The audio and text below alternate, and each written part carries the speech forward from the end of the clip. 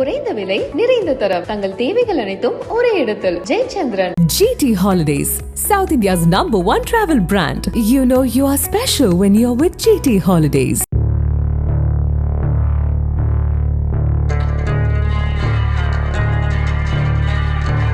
அசாம் மாநிலத்தைச் சேர்ந்தவர் 19 வயதான மாயா கோகாய்.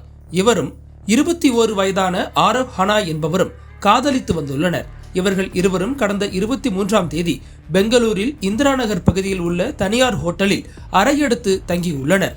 இந்த நிலையில் கடந்த 26ஆம் தேதி ஆரவ் ஹனாய் மட்டும் அறையிலிருந்து வெளியேறி சென்ற பிறகு அந்த அறைக்குள் இருந்து துர்நாற்றம் வீசியுள்ளது. இதில் சந்தேகமடைந்த ஹோட்டல் ஊழியர்கள் அந்த அறையை திறந்து பார்த்துள்ளனர். அங்கு மாயா கோகாய் கத்தியால் குத்தப்பட்டு கொலை செய்யப்பட்டு கிடந்ததை கண்டு அவர்கள் அதிர்ச்சி அடைந்தனர். இதையடுத்து இந்த சம்பவம் குறித்து போலீசாருக்கு தகவல் கொடுக்கப்பட்டது. தகவல் அறிந்த போலீசார் உடனடியாக சம்பவ இடத்திற்கு விரைந்து வந்து கொலை செய்யப்பட்டு கிடந்த மாயா கோகாய் உடலை மீட்டு பிரேத பரிசோதனைக்காக மருத்துவமனைக்கு அனுப்பி வைத்தனர். இதையடுத்து இந்த சம்பவம் தொடர்பாக போலீசார் வழக்கு பதிவு செய்து விசாரணை நடத்தி வந்தனர். ஹோட்டலில் இருந்த CCTV கேமரா காட்சிகளை ஆய்வு செய்ததில் கடந்த 2 நாட்களாக அந்த அறையில் இருந்து யாரும் வெளியே செல்லவோ அல்லது உள்ளே வரவோ இல்லை என்பது தெரிய வந்தது. அதன் அடிப்படையில் இந்த கொலை வழக்கில் முதல் குற்றவாளியாக மாயா கோகாயின் காதலனான ஆரவ் ஹனாய் மீது வழக்கு பதிவு செய்து அவரை தீவிரமாக தேடி வருகின்றனர். அதன் அடிப்படையில் இந்த கொலை வழக்கில் முக்கிய குற்றவாளியான மாயா கோகாயின் காதலனான ஆரவ் ஹனாய் மீது வழக்கு பதிவு செய்து போலீசார் அவரை தேடி வந்தனர். அதன்படி பெங்களூருவின் புறநகர் பகுதியில் இருந்த ஆரவ் ஹனாயை போலீசார் கைது செய்து விசாரணை நடத்தினர். அந்த விசாரணையில் ஆரவ் ஹனாய் கேரளா மாநிலத்தைச் சேர்ந்தவர் என்பது தெரிய வந்தது.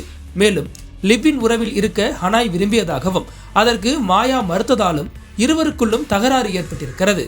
இந்த தகராறில் ஆத்திரமடைந்த ஹனாய் தனது காதலி மாயாவை கொலை செய்துள்ளார் என போலீசார் நடத்திய முதற்கட்ட விசாரணையில் தெரிய வந்துள்ளது. இது தொடர்பாக போலீசார் கூறுகையில், நவம்பர் 23ஆம் தேதி மாயாவும் ஆரவும் சர்வீஸ் அபார்ட்மெண்டிற்குள் நுழைந்தது CCTV காட்சிகளில் பதிவாகியுள்ளது. நவம்பர் 26ஆம் தேதி காலை 8:19 மணியளவில் ஆரவ் தனியாக அபார்ட்மெண்டிலிருந்து வெளியேறியுள்ளார். அதன் பிறகு அவர் தனது போனை அணைத்து வைத்துள்ளார்.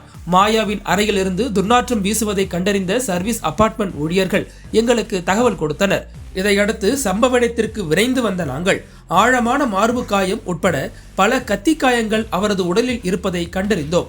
சம்பவம் குறித்து புகார் அளித்த மாயாவின் சகோதரி, மாயாவும் ஆரவும் நன்கு அறிமுகமானவர்கள் என்றும் அவர்களது உறவு குறித்து எங்கள் குடும்பத்தினருக்கு தெரியும் என்றும் போலீசாரில் கூறியுள்ளார்.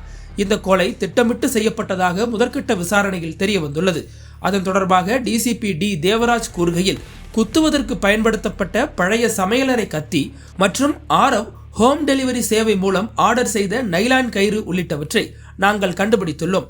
2 பொருட்களும் குடியிருப்பிலிருந்து மீட்கப்பட்டுள்ளது என அவர் தெரிவித்தார். அனல் பறக்கும் செய்திகளை அப்டேட் செய்து கொள்ள நக்கீரன் களத்தை இப்பவே சப்ஸ்கிரைப் பண்ணுங்க.